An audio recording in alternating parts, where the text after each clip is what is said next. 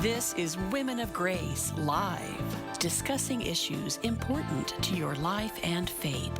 Spiritual insight, practical wisdom.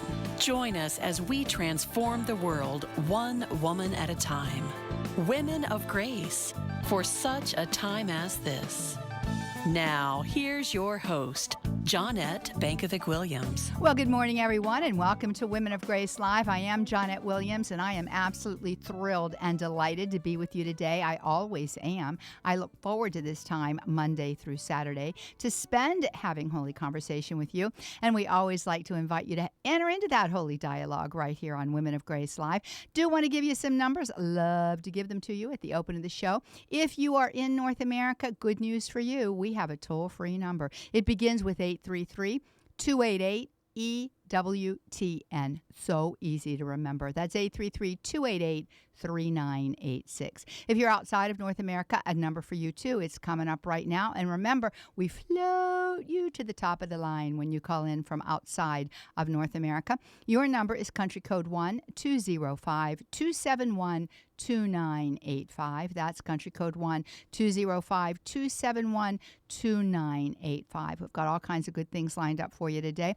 Do want to share with you that my husband, Mr. Jack Williams, who, as you know, is the general manager of EWTN Radio and also the facilitator for Open Line, is going to be with us today. As a matter of fact, he just sat down, ran upstairs to get his earbuds because he doesn't want to wear these clunky things that I have on my Don't.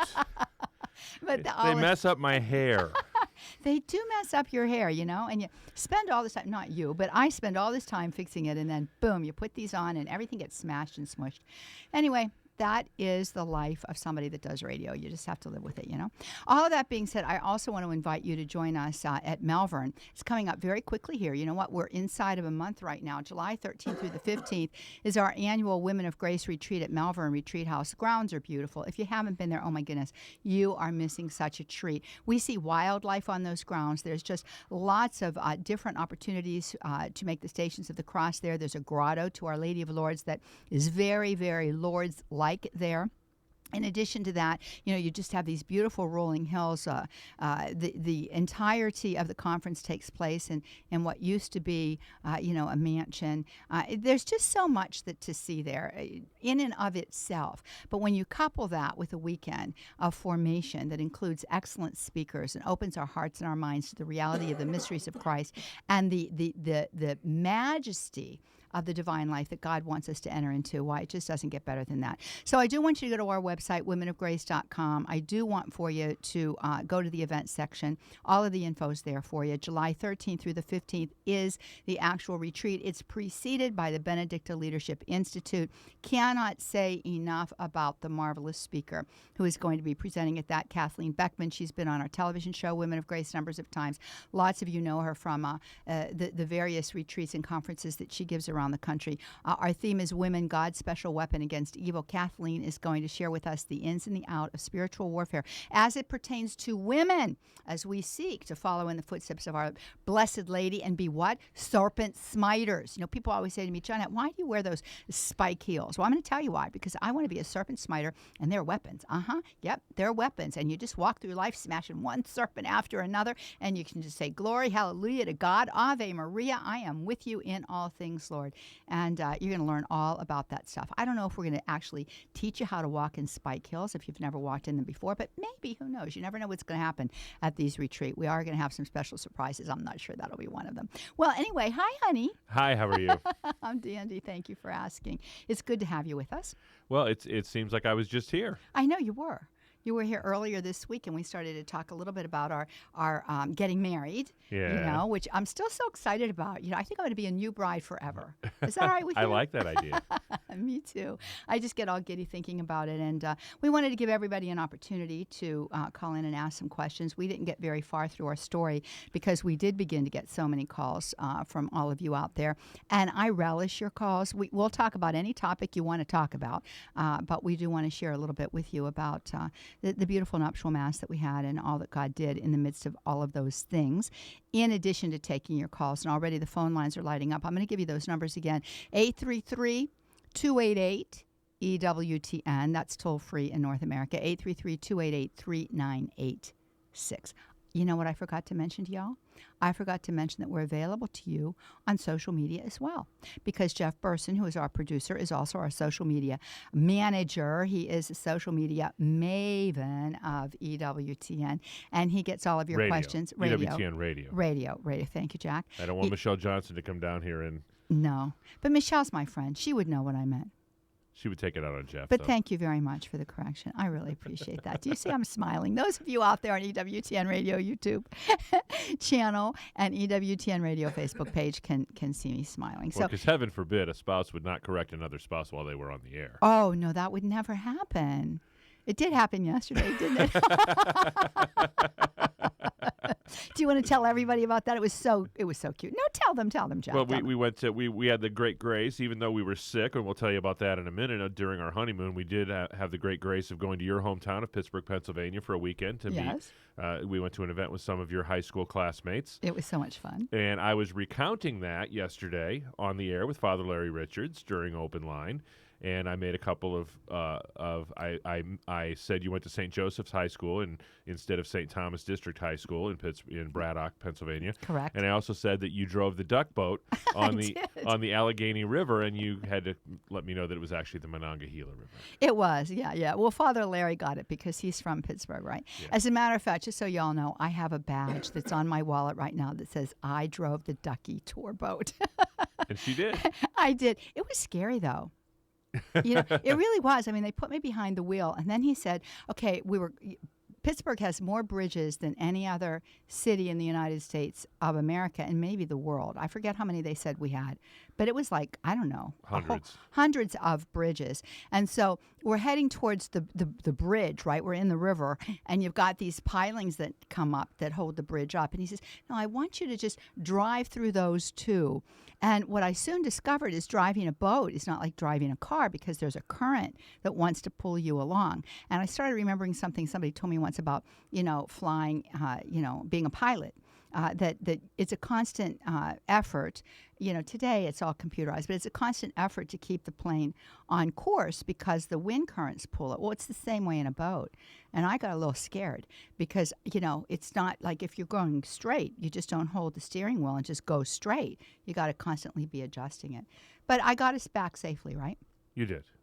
I did. And we had Johnnette on the line before. We can't get much into the story now before we're going to need to go to the break to hear some special messages from some of our friends. But Johnnette had called in, and she has a 40-year-old daughter who is rejecting her and yelling at her. And sometimes when we think it was difficult raising our children when they were children, sometimes it gets really difficult when they're grown-ups, doesn't it? Well, it gets really difficult. And I have daughters that are of that age or close to that age. And one of the great lessons that I learned is that we don't mother our children as adults as we mothered them or fathered them, I would say, when they were younger, when they were children or even young adults. We have to constantly be adjusting to the fact that these are individuals who we have hopefully in their youth trained up in the way in which they should go, and that begin to take on their own perspective of life and their own worldview. And we always pray for the fact that that's according to our Catholic faith, and that they remain faithful to the church, and not just Sunday Catholics, but Catholics who are always digging deeper into the mysteries of the divine life and also increasing their prayer life. But that isn't always the case. And so sometimes a readjustment, we were just talking about how you have to readjust to the currents on the ocean or in the air or even in rivers. We have to constantly be readjusting the way in which we approach our children. And I've learned some hard lessons that way. And I've also learned that I generally, if they ask me a question, I generally counter with a question, which I know we're not supposed to do. But I have discovered that oftentimes they're really looking for an affirmation from me in a course of decision-making that they're already proceeding along. So I want to get into their heads a little bit. So I'll always ask them a question back. Well, what do you think? And, what's the Lord said to you in your time of prayer, assuming that they have a time of prayer. But I do want to say this about that. There is no time limit on the fourth commandment. It doesn't say, children, honor your parents until you become an adult. Children, honor your parents until you're 40. Children, honor your parents until you're 70, if your parents are still living. No. we are always called to honor our father and our mother, and there's a promise attached to it, and you will live a long life. So, whether that's in terms of temporal time or eternal time, it doesn't really matter. The fact of the matter is that as a parent, we still need to be in the instructive position, and we should never take abuse and disrespect from our children, and we should call them on it. And we've got to set up those boundaries, and we have to set them up clearly. That doesn't mean that we act without charity, but it does mean that we act with justice and mercy in light of the affront that's being committed against us.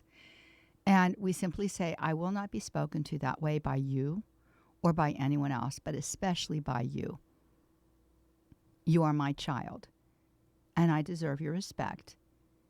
And I'm going to end the conversation now, give you time to reflect, and we'll pick this up again later. I think it's absolutely essential to do that. You instruct them in the way in which they should treat you at the age that you are right now. And you also encourage them to live a life that is really centered upon those beatitudes that our Lord would have us live out. So I don't know what you think about that, Jack, but we have time for your consideration on this question before we go to the break. It's very sound advice. There's really, I can't imagine that Johnnette has done anything that would, really, there's nothing she could have done that would warrant being mistreated by her children or anybody else. That's right. And I don't know if Jeanette's husband is involved.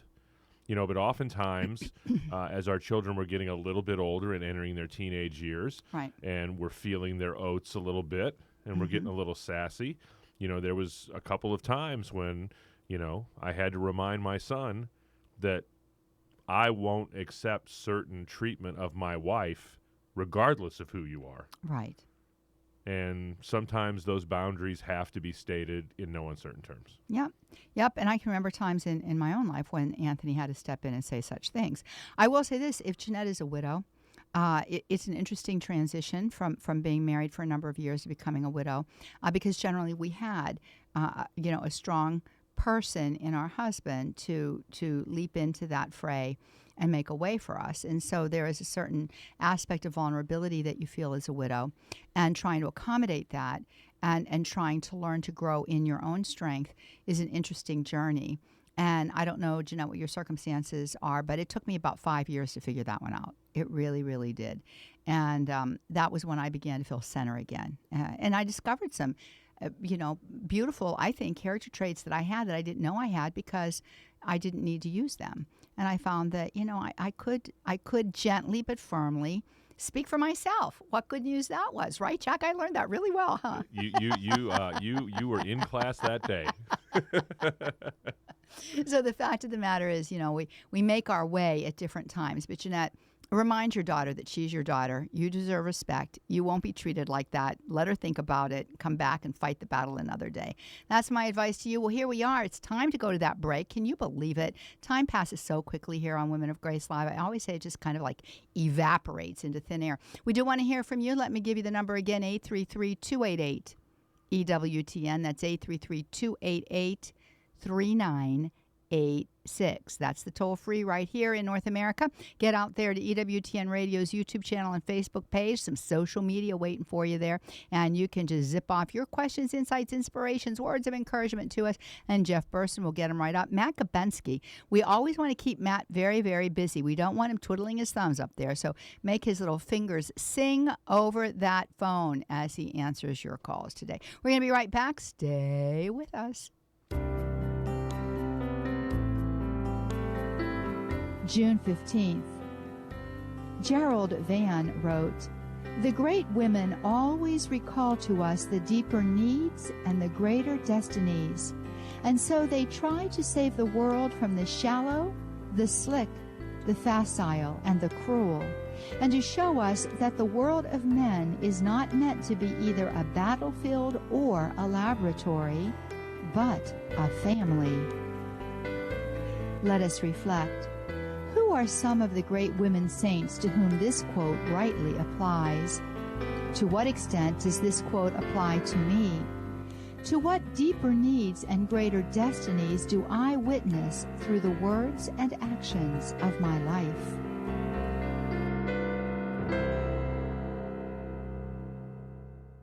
If you'd like to receive a daily Grace Line by email, go to womenofgrace.com and click on the word Grace Line. Then click on the box Receive Grace Lines. That's womenofgrace.com. Hello, everyone. I'm Johnnette, inviting you to join me and women from around the country for a weekend of formation, fellowship, and fun at our annual Women of Grace retreat at the breathtaking Malvern Retreat House during the weekend of July 13th through 15th. Our theme is Embracing the Holy Duet, Mary and the Holy Spirit, and features fabulous speakers: Kathleen Beckman, Father Philip Scott, Jack Williams, Thomas K. Sullivan, and yours truly. The retreat includes Mass, adoration, confession, talks, reflection time, a healing service, and some special surprises. It is preceded by the Benedictine Leadership Enrichment Seminar entitled Women, God's Special Weapon Against Evil, with Kathleen Beckman, Susan Brinkman, and Father Philip. We are thrilled to offer you our very first Young Women of Grace one-day retreat on Saturday, July 14th. See you there. Visit womenofgrace.com for details or call 800-558-5452. The Women of Grace phone lines are open. 1-833-288-EWTN. 1-833-288-3986. Well, welcome back, friends. You are listening to Women of Grace Live. I'm so happy to be with you, and kind of happy to be here with my husband, too. Exceptionally happy to be with my husband here on Women of Grace Live. Do want to give you those numbers again. Looking forward to hearing from you. Lots coming in now from Facebook and YouTube. And we want you to give us a call, too, at 833-288-EWTN. Say howdy hey to Matt Kabensky. Got a compliment on the howdy hey phrase, didn't I? Yesterday in the parking lot. Yes, indeed. A woman said, I'm from Texas. I used to say howdy. And then she was from Georgia, where they say hey. And she said, you put them together for me, howdy hey. So give a big old howdy hey to Matt Kabensky there. The number to call again is 833-288-EWTN. That's 833-288-3986. Michael's watching on YouTube. How you doing, Michael? Hey, Michael. And he wants to know when Johnnette is going to show up on Open Line. Okay.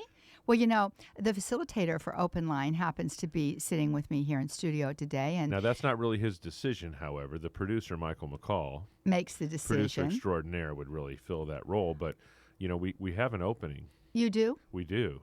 Because Father Larry Richards, next Thursday on Open Line Thursday, where interestingly enough we talk about the new evangelization. Yeah, that's exactly right. And he's doing a priest retreat and will not be able to be with us. And I know you have something on the calendar scheduled for that time now. Well, but that's Central Time. But perhaps it would be 3 o'clock Eastern Time.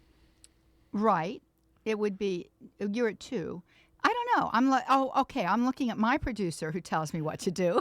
Well, guess what? And he's giving me 2 thumbs up and a great big head nod right now. My producer and your producer sit next to each other, so I'm sure they can work this thing out. They spend a lot of time together during the course of the day. Oh, wow. Well, so maybe Johnnette Benkovic will be talking the new evangelization and taking your calls on Open Line Thursday next week. Well, that sounds like a great idea to me. I mean, who can fill Father Larry's shoes, though? I mean, certainly not little old me, but I'll give it a whirl. But we would be taking one Pittsburgher and filling in another Pittsburgher. That's true. And I can say Yins and East Liberty and slur all of those words together and come up with, a couple of interesting little Pittsburghese kinds of phrases. It's interesting because all of the duck boats, when we went on the Ducky Boat tour, all the Ducky boats have names that incorporate Pittsburgh slang into them, and it's very creative. It's so very, very sweet. Do you know what it means to sprag your feet? I don't. See, that's a Pittsburgh phrase. I'm not going to tell you. Maybe you can tell us. You can call in and tell us that. That would be a fun thing to do. Oscar's been holding for a long time. He's out there in Lakeland, Florida, not too far away from where I live, about 40 miles away. Lovely Lakeland, the home of lots of things, including my favorite supermarket in the world, whose name I won't mention on the air. But you can think about it, or you go online and look up Lakeland, Florida. It's also the spring training home of the Detroit Tigers. Oh, that's very interesting. How about that? Yeah, well, Clearwater is the spring training home of the Philadelphia team. Philadelphia Phillies. Phillies, thank you very much for that. Matt Kubensky, #1 Phillies fan. Yeah, and Yankees go to Tampa. They do. That's right. And somebody else is in Bradenton, and somebody's in Sarasota. And there's a reason for that. Why do you think that is? Because the weather's nice there in February. It's always lovely there in Florida. Okie dokie. Let's go to Oscar, Lakeland, Florida. Good morning, Oscar. How are you? Hi, I'm good. I'm impressed with your knowledge of Lakeland. Well, it's 40 miles away, and you know exactly which Yeah. great, big, wonderful supermarket chain is that Lakeland's the home of, right? Oh, yes, and they have the best subs. Just ask me. I think Their they have the deli has best the of best everything.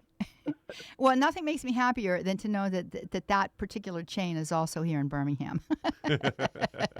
I felt like I was Deacon right Harold home. was just here the other day. I wonder if he got any subs from there. I don't know. Well, you'll have to share with him about it. We'd share with the Yeah. world, but we shouldn't ought to talk brand names here on the air. But anyway, what's going on in your world, Oscar? I was surprised by Jack's voice on your show. I didn't know that's who you guys who got married to. I want to congratulate the both of you and Thank you. to say and pray for y'all. Oh, Thank you. Oscar. And if you could do the same for me, I'll be hopefully get married soon, but I'm waiting for my fiance's annulment to go through. So if we could just pray for that and pray for our journey together. Well, let me tell you something, for our big Oscar. day, Let me tip my Catholic cap to you as it is, because I know of so many couples that are relatively devoutly Catholic couples who, in this same situation, have chosen to put the cart before the horse and went through some sort of a civil ceremony until the annulment came through. And I'm telling you, there are going to be extra graces for you and what will hopefully become your beautiful bride because you've done it the right way. No question about that, Oscar. So Thank you. hats off to you. And where is she in the process? Obviously, the annulment's been applied for at this point, right? Right. Well, the last email said that it's being logged for judge. I don't know what that means. We were both like shaking our heads like, well, I guess we're getting ready to close to judgment. Yeah, it's been logged for judgment. Yeah. So then it goes to the tribunal, and the tribunal makes a decision as to whether or not the case should go forward. They will always send it out to another diocese for basically a confirmation. You know, they send it out, and there's another judicial process that goes through it and sees if that determination, you know, how they stack up with that. And that's very helpful because, you know, that's one of the ways in which there's a certainty in that, you know, that this is the will of God, and that a covenantal bond was really never struck because there was an impediment that would have caused that to be null in terms of the marriage bond. Of course, the civil ceremony has already been taken care of. Otherwise, she couldn't have applied for a decree of nullity. So it's the divorce first. You break that civil contract, and then they look at the covenantal basis of your marriage. So it seems to me that it is getting close for you, and we'll pray for that. We'll pray for And our listeners God's will to be as done. well. Mm-hmm. Yeah, our listeners, you know, I got to tell everybody, I know it's true across the board for EWTN, but I have seen the efficacy of our listeners' prayers so many times when we've prayed together on the air for very specific needs, and we've gotten so many praise reports back. And I know it's because of the fervency of heart and the beautiful, beautiful generosity of spirit of prayer that so many of our listeners have extended toward that particular petition. So we'll pray for that, Oscar, and I'm going to ask all of you to pray for that too. We need solid marriages in our day and time, and we need to be witnesses to the married state because marriage is under attack. As Scott Hahn says in the very title of his new book on marriage, it is the very first society, right? And if that's not intact, the rest of the culture, the rest of society will crumble. And boy, oh boy, aren't we seeing that to be true? So, Oscar, thank you very much. It's a pleasure and a blessing to pray for you, and may God's will be done in this relationship. All the best to you. Thank you so much. Okay, thank you very much. God bless you. Thank Bye-bye. you, Oscar. Appreciate the phone call. Yeah, you know, and the phone lines are lighting up here. Let's go to YouTube because Michael, we've answered Michael's question. I might be on open line Thursday if all the powers that be say good. And then let's see. Also YouTube, Tony, how many kids do both of you have? How many kids do both of you have? I only ever hear Johnnette talk about her late son most of the time. Yeah, I do talk about Simon a lot. I have 2 daughters, and I have 9 grandchildren, 2 of whom are in the womb. My oldest daughter, Jessica, lives in Houston, Texas, and I have 2 beautiful granddaughters who are her children. I have Matthew 2 and grandchildren. Carmen. What did I say? Grandchildren. You said granddaughters. I didn't mean that. Mr. Matthew will not appreciate that. No, he won't. Matthew is certainly not a girl. He was one of the ring bearers in our wedding, and Carmen, his sister, was one of the junior bridesmaids in the wedding. All of my grands were in the wedding. And then my youngest daughter, Thea, is married to Micah, and they have 5 children out of the womb and 2 children in the womb. Their second set of twins, which will rack it up to number 7. They'll have 7 children. 6 and 7. Mm-hmm. And so their oldest daughter, Julia, was also a junior bridesmaid. And then we had the twin boys, Maximus and Leonidas. They were also ring bearers along with Matthew.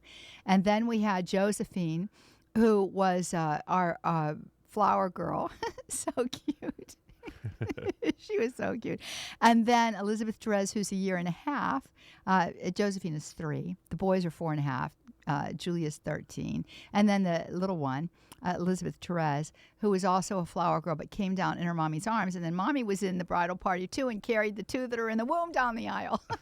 That's exactly and right. so, Jack, you can talk about your children. And then the final bridesmaid for you. Was my sister. It was Katie. Yeah, it was my daughter Katie. Yes, your I sister love was your Katie. matron of honor. Right. And then one of the groomsmen was my son Rob. Yes. So Rob is 23, Katie is 20. Yes. And that rounds out the roster, I believe. Yeah, I think that's right.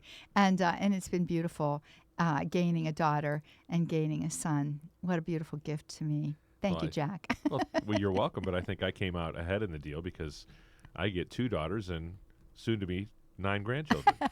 So I'm the big winner here. You are.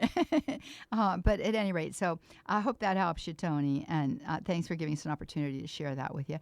And we've got Jody from Connecticut on the line. Sirius XM 130 is the way she's with us. How are you, Jody? I'm good, and thank you so much for your witness and you and Jack and your marriage. Congratulations. Thank you. And your show is, I'm just so grateful to God for EWTN. Just couldn't say enough about that. I wanted to, I just have kind of maybe twofold on what I wanted to call about. One is I'm just praising God for your example through your marriage. And, you know, I did not follow any of what you followed. I'm reaping I'm reaping what I sowed, I guess, because of the way I entered into my marriage. I did not pray about it. I don't know. I was just in a different place when I got married. Now I'm so were we at one time, Jody. Yes, indeed. And you know what? It's all good because I wouldn't have the faith I have if I wasn't married to had a difficult situation that I'm in. And I do have the sacrament, so I call upon that, which is amazing. So, but anyway, I wanted to ask you if, I've just met so many people, and I know you know this, that have fallen away from the church, and one of the reasons why they have is they've been remarried, they've been through some really, really difficult things. And I wondered if you could, I had a certain person in mind right now, but there's so many people who don't see hope to get back, be able to receive the sacraments. I mean, we talk about, go through the annulment process, but I really feel like either we need to re-educate or we need to give people hope that it is possible. I almost wonder if you could have, examples, maybe 4 couples that have gone through it, who have done it, who have, gone through the annulment process or whatever, even though it was difficult, and chose to do that first instead of remarrying. And I just, like I said, I just have so many people that I know that are. Jody, I'm going to invite you to stay on after the break here. We're going to a hard break, and we're going to be right back. More right here on Women of Grace Live. I'm Johnnette Williams. Stay with us.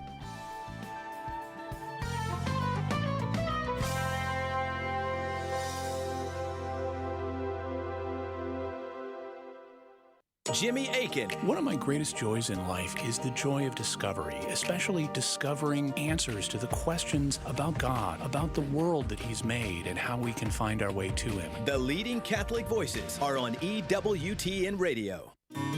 Hi, I'm Doug Keck, and this is an EWTN Bookmark Brief. I just had the pleasure of interviewing Patricia Sandoval on her book, Transfigured. Tell us, Patricia, this book which you wrote with Christine Watkins, what is it about? It's my life story. It's my testimony of, being fooled by the whole safe sex, sexual education that I received as a child, and had 3 abortions. Thought I had aborted 3 sac of tissues, didn't think it was a baby, and I suffered tremendously after each abortion, what is called post-abortion syndrome, and then that's when I worked with Planned Parenthood, and I saw the truth. And there's a lot of shame behind abortion. It's not easy telling your story, but with this book, I didn't hold back at all. The book is Transfigured, Patricia Sandoval's escape from drugs, homelessness, and the back doors of Planned Parenthood. She wrote along with Christine Watkins, and it is available through the EWTN Religious Catalog. Thank you so much. Check it out, and look for the entire interview coming soon on EWTN's Bookmark Show. I'm Doug Keck. This has been a Bookmark Brief. Being part of EWTN Media Missionaries is a perfect way to help us fulfill our calling from Christ to make disciples of all nations. Visit EWTNmissionaries.com and join us in sharing the eternal word with the world. EWTN, communicating the faith. I feel that God has been really doing a work in me in the last 5-10 years. I'm a convert to Catholicism, and I started to just really feel a passion to know more about the Catholic faith, and I started listening to Catholic radio all day. I'm not doing great things, but I'm doing small things with great love. EWTN. Live truth. Live Catholic. June 15th marks the 3-year anniversary of Take Two with Jerry and Debbie. Help us celebrate this occasion by sharing your experience of the last 3 years. Call us on the next Take Two with Jerry and Debbie on EWTN Radio. Now back to Women of Grace. Transforming the world one woman at a time. Let's return to Women of Grace with Johnnette Benkovic.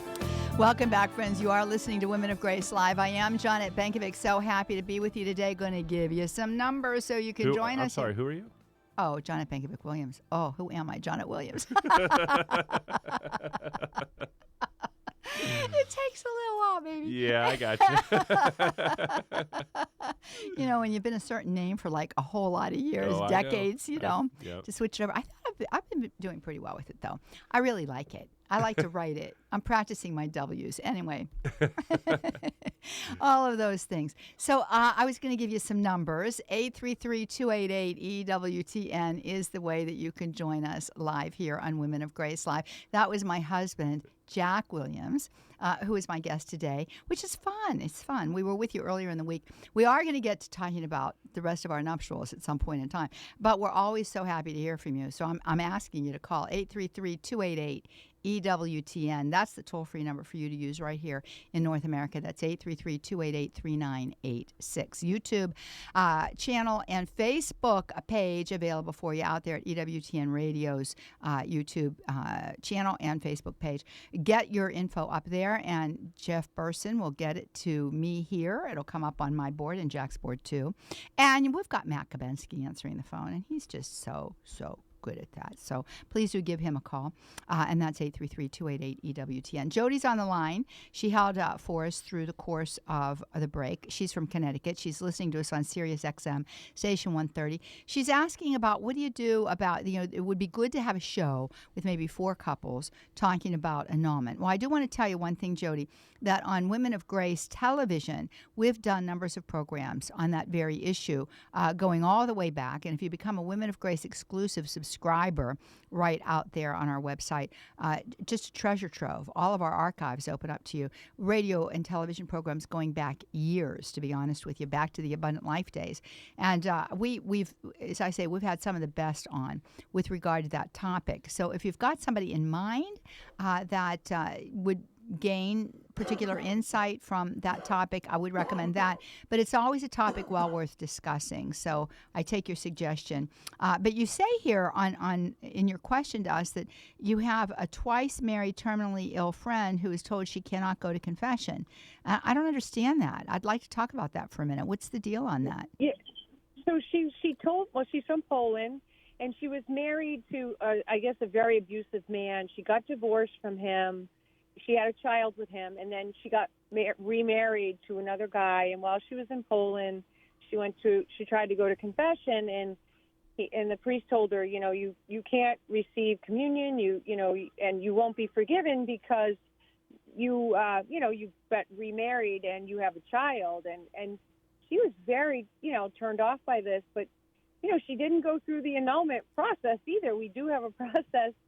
So now here she is terminally ill, and she went to confession, and it breaks my heart. Well, Jody, I want to clarify that a little bit, and I think the priest in Poland is absolutely correct. If she intended to remain in this relationship without seeking an annulment, a decree of nullity, which then would give her the opportunity, along with her husband, to convalidate their marriage, to have their marriage blessed in the church, and she intended to remain in a conjugal relationship with her husband, that would be problematic, and he would not be able to give her absolution for that sin of continuing to have sexual relations when she's not open to the marriage itself. She's not available for that. Neither is he, because of the fact that in the eyes of the church, she's still married to the first man. So that would be adulterous, and that would be problematic. So he would not be able to give her absolution for that unless there was a firm purpose of amendment, which would be primarily to live together as brother and sister until such time as a decree of nullity was rendered, and if it wasn't rendered, to spend the rest of their lives like in that situation. So, or to seek other means. But that would be the reality. So he would not be able to give her absolution if, in fact, she brought that up for repentance, and he couldn't give her absolutions once he knew that was there. So there's that. But seeking a decree of nullity is something that she should consider. And if she is in a state right now where her illness is quickly coming to that final moment, then what I would recommend is that she seek the counsel of a priest. And we don't know what her situation is right now, but it's entirely possible that circumstances have prevailed which would, if she is sincerely sorry for her sin, would open up to her the opportunity for absolution. And the reception of the sacraments. I think that there's a lot of misunderstanding and misapprehension about this whole, and every situation, it should be noted, Jody, every situation is different, and there are unique circumstances to every situation. But Holy Mother Church's teaching regarding marriage are an extension of the infinite mercy of God. Mm-hmm. The church does not make situations one thing or another. The only thing the church does is walk us through a path by which we can find out what the truth is about those relationships. And if indeed someone was previously married and divorced, and then without seeking the counsel and avenues of Holy Mother Church, enter into another physical relationship, until such time as we know the nature of the original relationship, that would be presumed to be an adulterous relationship. And to know the truth, it's a corporal work of mercy to admonish the sinner. To know the truth is what's very important. And the church does not leave us without an avenue of hope. As Johnnette said, in this particular situation, if that were the case, sometimes we have to make firm purposes of amendment that are in the temporal moment difficult to do. Yeah. But it doesn't change the reality of the situation, because if that first relationship was indeed a sacramental marriage, then it would be unmerciful for Holy Mother Church to allow us to proceed with the perception that everything is okay in this new relationship. And the fact of the matter is that sometimes our choices have consequences. That's right. Actually, all the time. Yeah, there's always a consequence, either favorable or unfavorable. So in this situation, though, it would just be heartbreaking for her to go on into eternal life without the opportunity for the sacrament. And she's got to do some soul searching. And I think that getting a priest involved who can lead her and guide her spiritually through that process of soul searching might be able then to lead her to the sacrament and give her absolution for her sins. And I hope you'll tell her that, Jody. It's a beautiful reality that Holy Mother Church gives us this great wisdom. And the priest in Poland didn't make that up. I mean, he is obligated to present the truth to her, and otherwise he would be sharing in the sin. So thanks for your call, Jody. Hope that does help you. Do want to remind all of you that tomorrow morning and every morning at 8 a.m. Eastern Time is the Holy Mass from Our Lady of the Angels Chapel. And I can tell you those Masses are always beautiful, always edifying, because every sacrifice of the Mass is such. When it's done with great prayer and great openness of heart, though, the blessings we receive are just so manifold and so efficacious. So that's every morning at 8 a.m. right there, the Holy Mass from Our Lady of the Angels Chapel right here from the campus of EWTN. We have Joe with us. Oh, I can answer one of these YouTube questions really fast, and then we're going to go to Joe from Colorado Springs. We're looking forward to hearing from you, too, either through EWTN's form of social media, EWTN Radio's YouTube channel, Facebook page available for you, or call us toll-free here in the United States of America and Canada at 833-288-EWTN. So Gloria says, when you get married in the church, is it okay if 2 priests do the wedding? Not only 2, we had 6. Only one of them will take you through the marriage, right? But that actually, the 2 parts of the marriage, well, the actual marriage rite itself, 1 priest would take you through, but there are kind of 2, that's kind of split into 2. So the introductory rites of the marriage rite could be done by 1 priest, and then the blessing of the rings and the exchanging of promise can be done by another priest. So those duties can be split up for sure. That's right. So, yeah, it's beautiful when you can have more than 1 priest celebrating the holy sacrifice of the Mass for you. So if you have 2 priests in mind, yay, that's a wonderful thing. So no problem there. Joe with us from Colorado Springs, Colorado. He is listening to us on KFEL. Which is part of the Catholic Radio Network out of Kansas City. Well, there you go. See, you Jim know all that O'Laughlin stuff. and his great group. Oh, that's right. Oh, I know Jim O'Laughlin. He's just lovely. Okay, let's go to Joe out there. Hey, Joe, how are you? Very good today. Thank you, Johnnette and Jack. Congratulations also. Oh, thank you so much. Thank you. So what's happening with you? My question is, I'm in a relationship, known this great lady for about 6 months, but we've definitely had some challenges, just getting to know each other and, sort of flesh out other relationships possibly. And I was going to ask you if either one of you had to do that and, maybe other potential suitors and, just maybe the challenges that you all went through in your courtship or the dating process and how long that took for y'all. Go ahead. Well, I think we had a unique sort of a situation, and I really believe that, our Lord is outside of time and space. That's and right. He knows the plan that He has in store for us and has a pretty good idea of how we're going to react to certain things.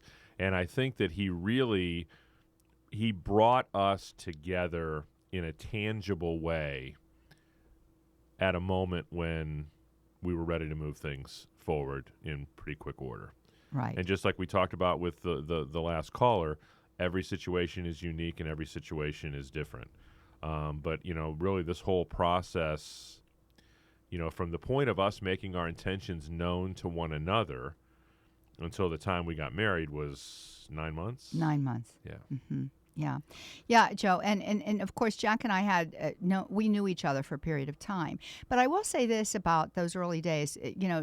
Jack didn't say, "I'd like to take you on a date." Jack asked permission to court me. And he was very clear in stating that that meant that we're looking at this relationship. We would potentially be looking at this relationship, should I accept his invitation, with a view towards the altar. And if at any point in our relationship, either one of us felt that that's not where it was going to go, that we would terminate the relationship because it wouldn't be fair to each other, and it would also be, scandalous to continue in that way. So that's what we determined. And I.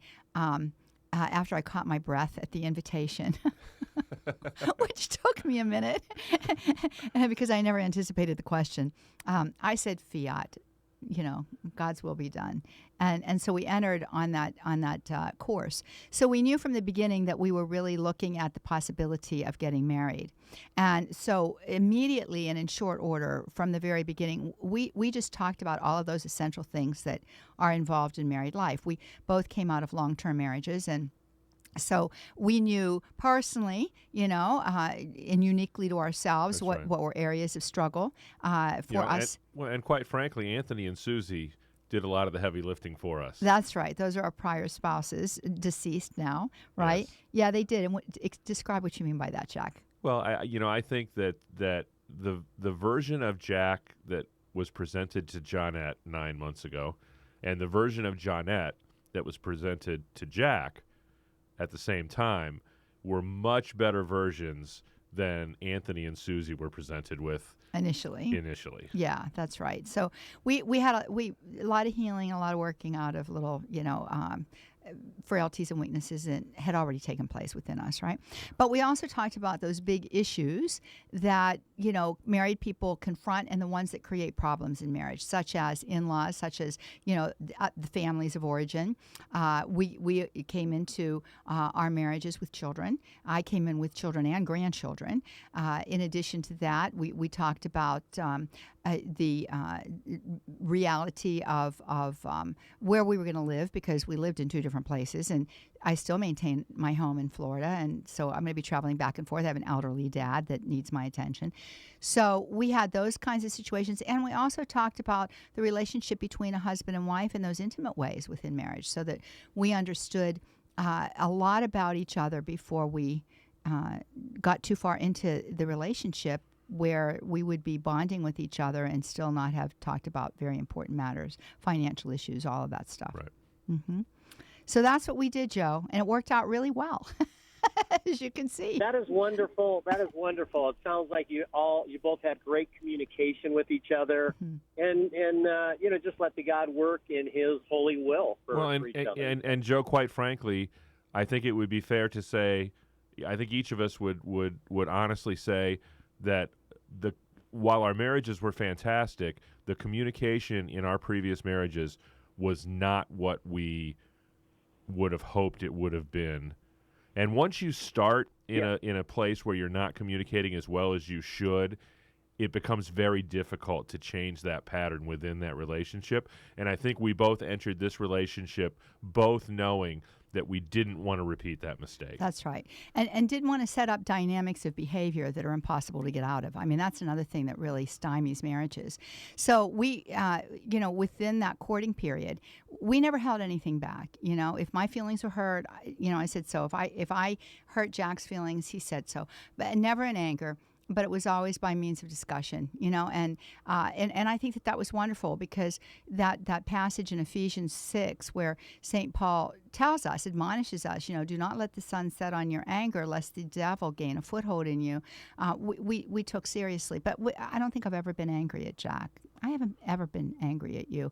My feelings got hurt a couple of times, and I hurt your feelings too. But thank you. You're so welcome. You're so welcome. So God bless you, Joe, and I hope this works out for you.